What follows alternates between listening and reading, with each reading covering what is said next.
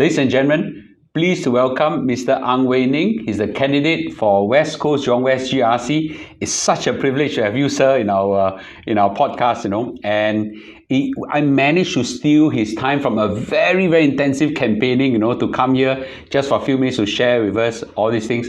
I thought it's very interesting, Thank you, Mr. Ang, for coming. Thank you, Mr. Du, for having me here. Yeah, it's a great honor. So, for some of you all who do not know, Mr. Ang actually is in a team with Minister Desmond Lee in the West Coast Jurong West GRC. Quite mouthful, So I'll shorten it. It's a wonderful, intensive time for everybody watching all the elections, rallies, and all the things. Is it a very tough time now? Oh, it's quite tiring, of course. Yeah, I typically wake up 5 a.m. in the morning. 5 a.m. in the morning?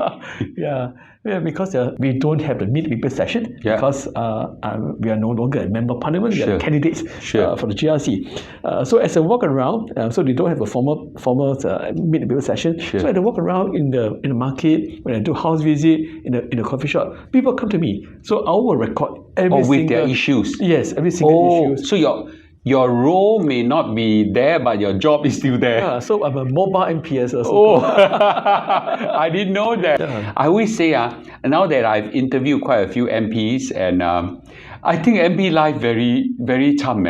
You take care of all sorts of situation things. Everybody's problem is your problem.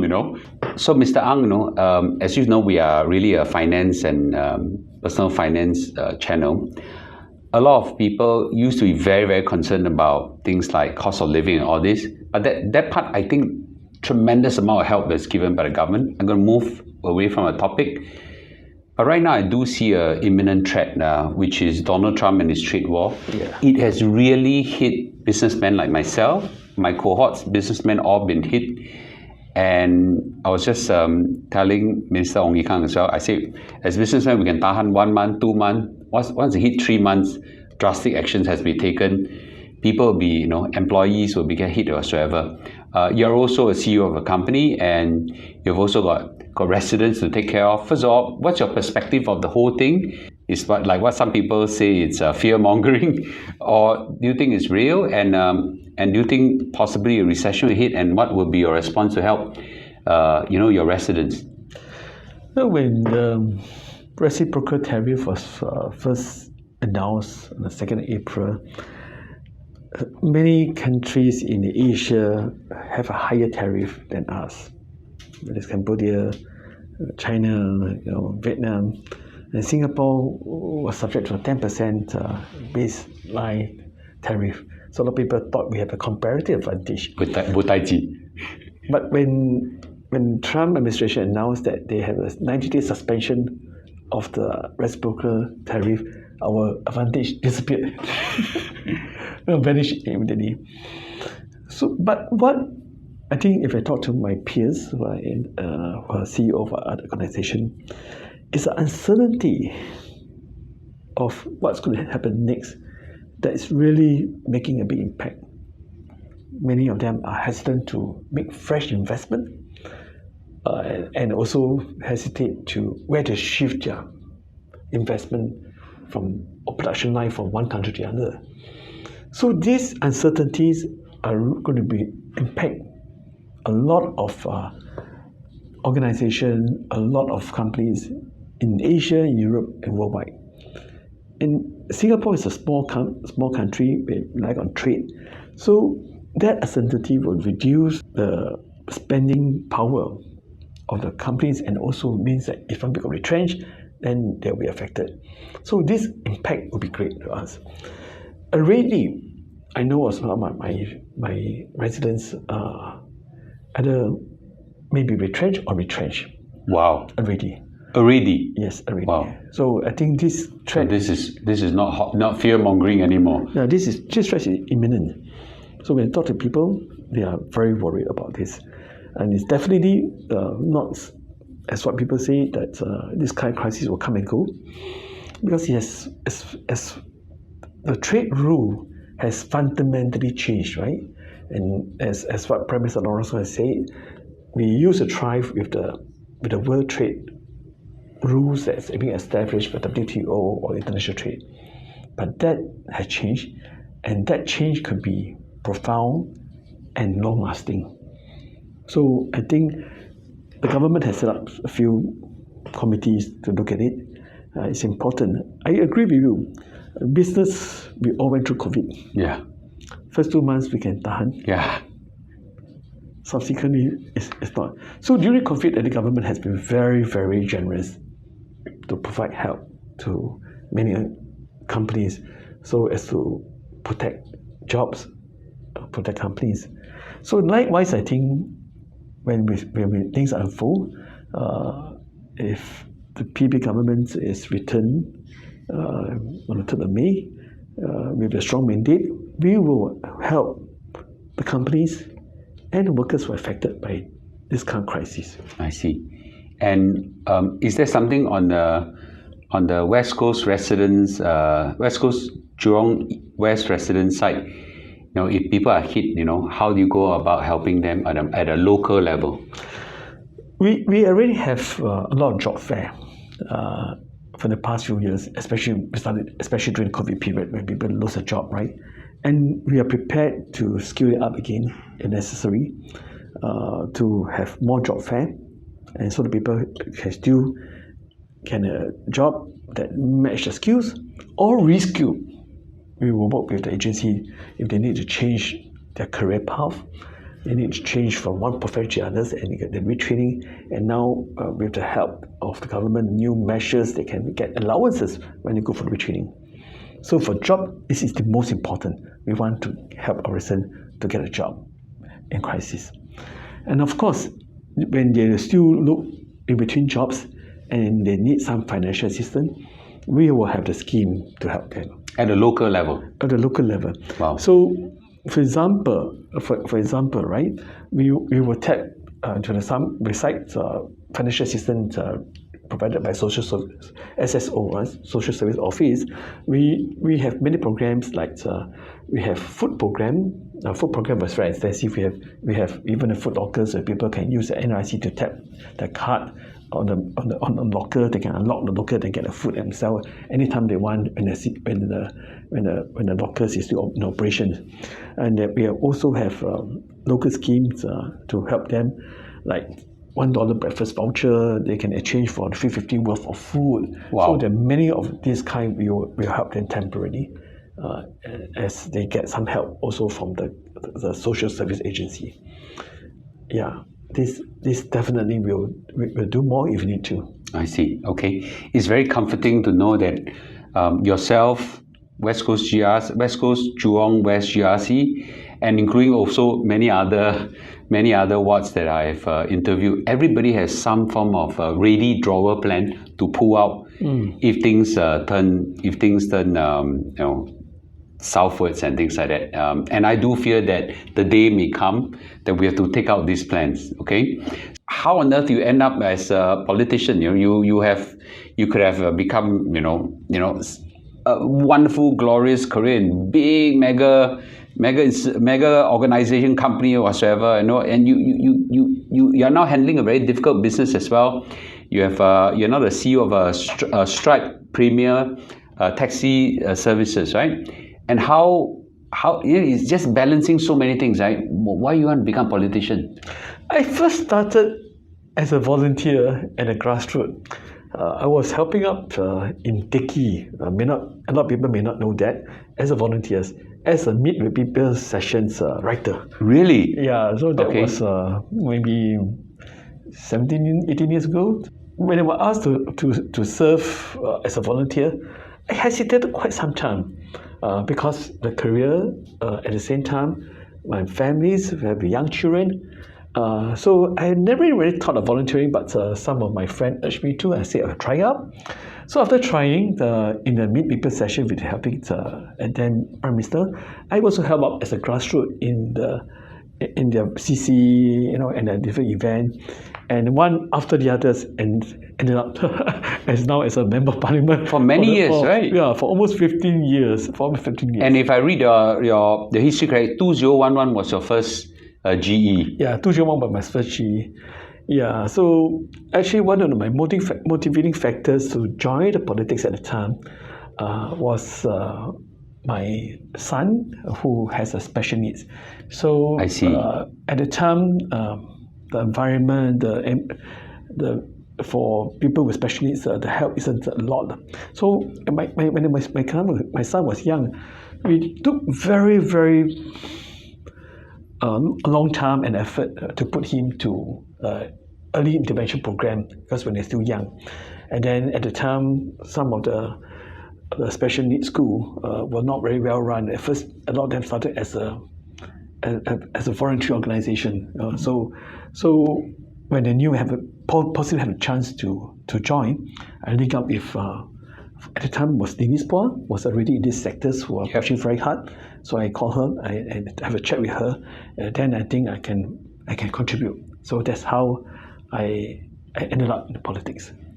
So I was very much involved in the enabling master plan, which takes care of people with special need from cradle to grave, right? So there are a few committee and then chart out the whole national strategy to how to take care of people with special needs and the caregivers. It's so heartwarming to see that, despite having a child with special needs, you could not just, attend to the child's needs, and from there you develop a passion and a heart to serve other people of the same issue. And I think that's really incredible. And I don't know how to say this, but many of us with other needs of life and things like that, we just swallow in our own pain, and but for people to rise above that, I think it's a really high calling, right? So would you consider yourself really this is a calling, or it's a passion, or it's a? Well, I was just being practical. I just want to push for policy, especially the national policy that will help this group of people with special needs. So I think looking beyond my son, I was hoping that the entire Singapore, the entire nation can first recognize people with special needs have different needs. For example, when I bring my son out, and sometimes he misbehaves, right? And people thought that, hey, what kind of parents you are, no? Yeah. They never teach your son properly. But it's not. It's because of the issue, right? So the awareness of it is important. I see. And for the past, at least a decade or so, we are glad that I was also involved initially on the Purple Parade to let people first awareness, right? Aware of such community, and then to accept them. And then the third phase, of course, to encourage them and embrace them. Yeah. So I think, although we're not perfect, the awareness of people with special needs has improved quite tremendously over the decades. Yes. Yeah. And now the second phase is that more people, after recognizing it, feel that they can accept them as part of the community. I see. Yeah. So of course, the third phase now, which I also work very hard in my own constituency, is that we want to get people to help them, this community. And that's the reason why I have started a project Purple Heart in my constituency in Nanyang to help the caregiver. Maybe now broaden the scope right now to talk a bit about West Coast, Jurong West GRC. And West Coast, Jurong West GRC, of course, it's a very big boundary. When Mr. Desmond Lee, yourself, plus some of your colleagues, Sean, and now Crescendra and Dr. Hamid have to co-share. But I was told that you are the infrastructure man, right? It's like walkways, linkways, playgrounds, all hampalang with the pauka liao, is it? Yeah, I mean, I think the connectivity is important for residents. So in the more micro level, where in a different division constituency, and people move around from point A to point B, I always look at the connectivity between their home to either the neighborhood centers or to MRT station. So these are important when people have to walk on almost a daily basis, if not a few times a day, right? So we hope that all this connectivity will be well covered, sheltered. So now my resident told me in certain blocks, For example, in the most remote block of my area, walking to a town centre, they don't need to bring umbrella, right? They can cross to 20 blocks and don't have to do that. So that likewise, when you connect to MRT station in the different division, we also take care of that. That's the first thing, because that's under Singapore weather, is when it's hot. Unbearable. Yeah, it's hot. It's also, the shelter will give the shade. When it's rain, of course, it will keep you dry as well. Yeah, but in a bigger sense, for the whole of the West Coast and Jurong West, is the connectivity on the transport. I'm the transport sectors. I'm also in the transport GPC. I have a lot of interaction with the Ministry of Transport. Yep. So for West Coast, Jurong West, we are eventually and fortunately going to get our own MRT line, which is Jurong West Region 9. Wonderful. So this Jurong West Region 9 is very important for people staying in Jurong West and in Jurong East to connect ourselves to the town. So the Jurong West region, the Jurong Region 9, on the first phase of 2027, when it's operation, a few of the stations will be ready. You will link from Taman Jurong now through the train right up to Nanyang, which is the furthest end itself. Yeah, and in between, you have some important MRT station, and one of the MRT stations is Kekpo MRT station, and it has a Kekpo Shopping Centre beside it. And as part of our process to make things vibrant, we are redeveloping this Kekpo Shopping Centre to be integrated with the new Kekpo MRT station. Oh wow! Yeah, so that it really make the place more vibrant and new life. So in the second phase of the Jurong Region line, then you will extend to Araja. Araja, is now, of course... Ayer Raja? Yes, you link Wow. to Araja. Yeah, Wow. from Terbekatan there. That's the next phase of the Jurong Region line. And fortunately, we also heard that Ministry of Transport have announced a West Coast extension.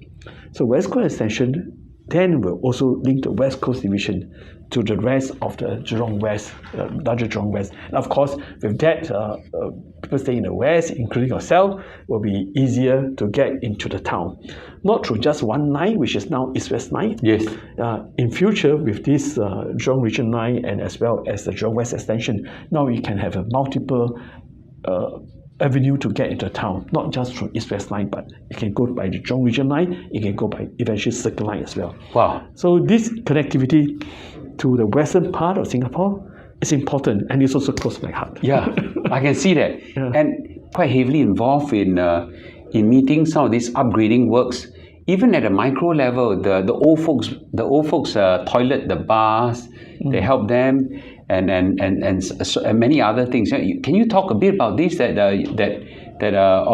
what are some of the plans you have to continue the upgrading momentum that you have for almost the entire West Coast GRC? Yeah, so the home improvement program, for example, is a very important part of the renovation. I'm not so sure you have gone through that yourself already. I'm too young to even notice that. The flat must be of a certain age to get this, about minimum 25 years old, so to get the upgrading of the toilet, which is subsidized very high, most of the time 90% above. Okay. So this is something important for the resident. Those older flat, a lot of them say that they've not renovated the toilet for the past 30 years, things like that. So these are important things that we want to bring to the residents.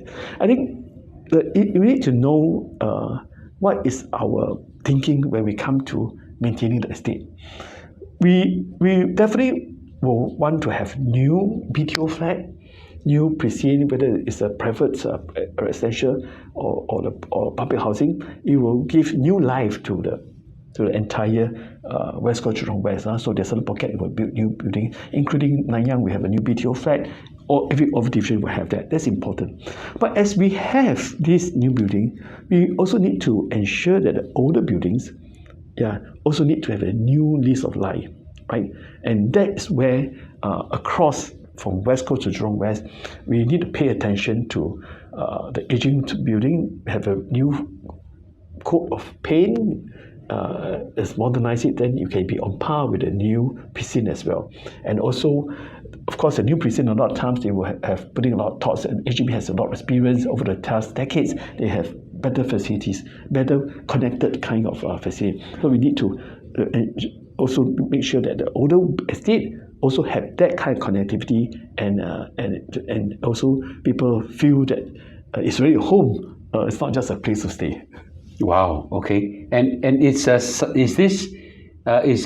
program only unique to West Coast GRC or West Coast Jurong West GRC, or it's also something that the whole country will get to enjoy?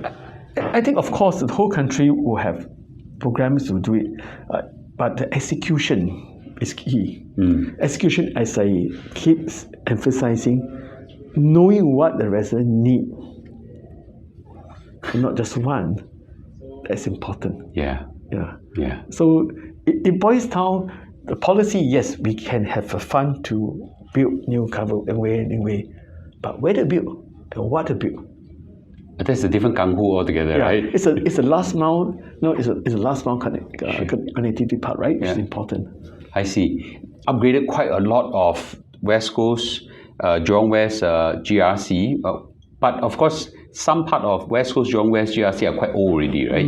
And I can see constant rejuvenation. What is some of the other plans that you have in your drawer right now that will happen in this coming term? I think besides connectivity, which is a big piece itself, the other portion is greenery. We want to have areas that have a lot of green garden and make it more livable. So we have, as part of the 1 million trees that Singapore want to plant, and we have planted, I think, probably 16,000 trees or so in the West Coast and Jurong West. In my areas, we planted 1,000 trees itself. And the different parts where we do upgrading, we pay a lot of attention on the landscaping, and if you remove a tree, we want to plant back 3 trees, and so that the greenery is still intact. On the bigger picture, for West Coast and Jurong West, we have this West Coast Park. I have a lot of fond memory because I was from NUS. So the one beside the beach. There's one beach. That's beautiful. Yeah. I was NUS. I parked all there. my kids went to play there. Yes. Yeah. So I had a lot of memory. So the park has been quite the same shape for quite some time. No, we are going to give it a new lease of life. Wonderful. Yeah. So we want to make it as a destination park. As much as you go to Hot Park, as much as you go to the Labrador Park kind of thing, it will be a destination park. So you will have a lot of more facilities that will be suit people from different ages. Of course, this is a second big national park we have. The one that we have right now was the Jurong Lake Garden. Yes. Right, Jurong Lake Garden. I grew up there. I grew up in Taman Jurong for 20 over years. So Jurong Lake Garden is really transforming, right? Yeah. It's totally different right now. Oh, correct. So that one is one of the national park in Singapore. I mean, the same status as the Botanic Garden or the two domes that we have, right? So Jurong Lake Garden was really good, and it draws the visitors. And sometimes I bring my family there, weekend. Although I will bring my dog there, but it still got recognized. But in any case, so you can see people from different part of Singapore going to the park itself. So the West Coast Park, it will be something similar, and we hope that people in the West will have more places, one more destination park to enjoy. Wonderful, wonderful. And we've talked about infrastructure, we've talked about connectivity, we've talked about greenery plans and all this. Now, of course, you are most passionate in social programs. Okay, social programs for West Coast, Jurong West residents. And I know you already done a lot. I can see it because I live there, and we travel a lot in the West. What are some of the one or two of the key highlights that you have right now that you're doing, and maybe some of the new things that you have planned for your residents? I think one area that is very close to my heart, because when I first started, there are quite a few rental flats that was under my care. Even right now, Nanyang there are. So when we help the people stay in rental flats, it's good. But more importantly, we want to help the children to don't have the vicious cycles of they staying in rental flat when they're grown up as well. So we pay a lot of attention a lot of effort to take care of the student, say in the rental flats and some other nearby area for foreign families. So, in example for Nanyang, I will say it, and it's many. It also happened in different part of the whole of the West Coast, Jurong West. We have this Nanyang Science program, for example, where the children of the people who stay in the 2 rental flats will get free tuition. We have undergraduates from SMU, NTU, and NUS coming in. Volunteer. Oh, they're all volunteers. Wow. Without any reward. Wow. So every day we give them free tuition. Then not only that, in order to keep them in this program, we actually give $150 vouchers every 3 months to the family, so the parents will also be involved and have incentive to keep the children into this tuition program. I see. And on top of that, we have mentoring program. We have mentors. We'll get them through a series of training to be mentors, and then to help them to character development, leadership development, to make them more confidence in the life and also in the school to do it. So it's a mentoring the youth at risk kind of thing. So this program is we also have it similar in other part of West Coast, Jurong West, and we wanted to have more such students involved, and also expand it more extensive across. And this is good, definitely for the students, but it's also a very good means to draw volunteers, especially young volunteers, to come and help. As you say, it's all volunteer, right? Yeah. So that's one part. The children from the foreign family, youth at risk, which is important for the future. The other portion is where it close to my heart, especially for the caregiver taking care of their family members with special needs. So we have the Project Purple Heart. When the first time it's called Project Purple Heart, but the person running it, they say no, it's not Project. Project sounds very short term, so she remained it as a Family Purple Heart. Wow, that's a nice term. Yeah, then we're taking care of a vulnerable family. So it has been very good because the caregiver gets supported by the program, also linking up to external resources, but also among the caregiver, they share the experiences and get encouragement and support each other to mutual support. We have similar things with care kakis in Boon as well as in West Coast. So we find that this is good. We will want to expand it to all the division in West Coast, Jurong West. So we have this Project Purple Heart that is it's not just unique to Nanyang. We have also a care kakis in Boon and West Coast as well. We are thinking to expand it to other division in West Coast and Jurong West, involving other division. And we also want to work with the social agencies to reach out to more people with disabilities and are not in a system where in working or in the adult center. And we also hope to work with trade associations to provide job opportunities for these higher functioning people with disabilities to work as well. So these are the upcoming programs that we want to push for. So maybe on a more lighter note, a person of a stature and wisdom, you are in a personal finance space. I'm not going to let you go without asking you, investment question, right? So what do you personally invest in? What are some of the things? Give us some investment tips. Well, I think as I'm quite conservative in my investment. Just like when I tender money on behalf of the organization, whether it's town council or whether it's other places, we tend to have a steady return. So you are the CPF champion. No, I wouldn't dare say that. But yes, sir. So I put the maximum amount I can put in my time account. Why? So because it's To the full already. to the full as much as I can, because that is a guarantee. Yes. And 4% interest rate or some a bit higher. Yeah, so definitely that is one I will do that first. Because I'm not a really savvy investor that I will put in a very risky one. But I do have a good spread in whether it's in the stocks or whether it's other instrument. A good spread.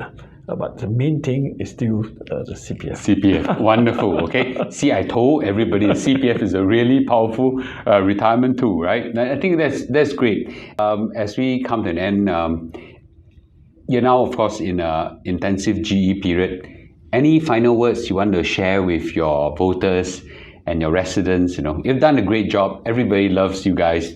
You've taken care of all the people, infrastructure, programs, everything. But any final words before you go to to the polls on the 3rd of May? Well, I think our voters are very wise and they know what is best for them. I think Singaporean has come to a state where a lot of them are very well educated and are very well informed. So it's important to know which team that has served you well in the past and will serve you well in the next phase, next 5 years. Individual candidates, their commitment and their ability to serve not just 10 days of campaign, but how did you serve in the next 5 years? As you have mentioned, it's not easy to be member of parliament. It takes a lot of resources, a lot of energy to do so. So I think it's something that you need to look at how energetic the team is. So I think our voters are wise. They will know to choose the best man. Wonderful. Thank you. Well, thank you, Mr. Ang, and we are really very happy and grateful that you come to our channel to share with us some words of wisdom, perspective on the economy, and also what you have done and going to do for your Jurong West Coast GRC residents as well. We wish you all the best to this GE, and and we hope to see you again on our channel. Well, I'm very grateful that you can have me in your channel. Yeah. This is my first podcast anyway. Really? Wow. Okay. Well, we're so happy. You look so natural in it. Yeah. But thank you for coming. Okay. Thank you for coming. Thank you. Thank you. Thank you. Thank you. Thank you. Thank you. Thank you.